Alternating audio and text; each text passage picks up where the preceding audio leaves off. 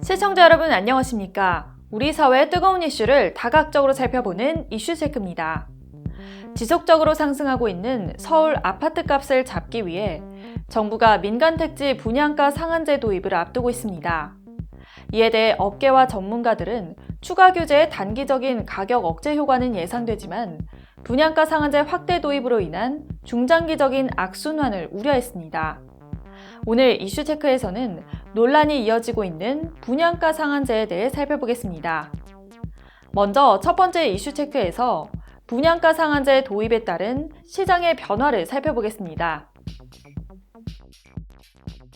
그동안 정부의 부동산 규제에도 불구하고 서울 아파트 매매 가격이 상승세를 보이자 정부는 민간택지 분양가 상한제 도입을 결정했습니다.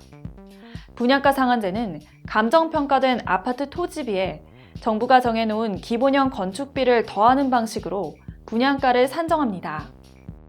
그간 공공택지 아파트에 적용돼 왔지만 민간택지에는 부작용이 우려돼 적용되지 않고 있었습니다. 하지만 이번 정부의 분양가 상한제 확대 도입 결정으로 상황은 조금 달라질 것으로 보입니다. 가파른 상승세를 보여왔던 서울 재건축 시장의 상승세가 크게 꺾인 것인데 실제 이번 주 정부가 분양가 상한제를 확대하는 추가 규제의 움직임이 가시화되자 상승폭이 3분의 1 수준으로 크게 축소됐습니다. 이처럼 분양가 상한제가 적용되면 아파트 청약 당첨은 그야말로 로또가 된다고 전문가는 설명합니다. 인위적으로 분양가를 억제시켜 저렴한 가격에 공급하면 일반 분양 당첨자들의 경우 시세보다 훨씬 더 저렴한 가격에 새 집을 받을 수 있는 것입니다.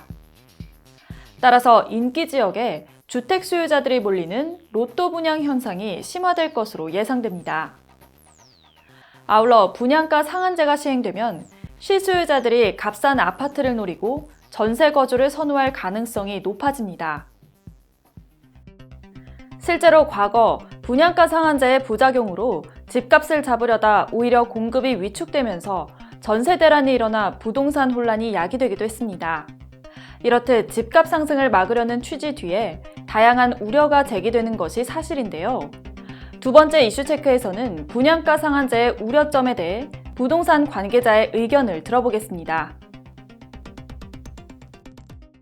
서울 같은 경우에는 재개발, 재건축을 통해서 사실상 이제 대규모 주택 공급이 가능한 구조인데, 네. 이 분양가 상한제가 재개발, 재건축 정비 사업체 이제 직접적인 규제 타깃이 되기 때문에 그런 사업장들이 그렇게 되면 사업 추진에 동력을 잃는 거죠.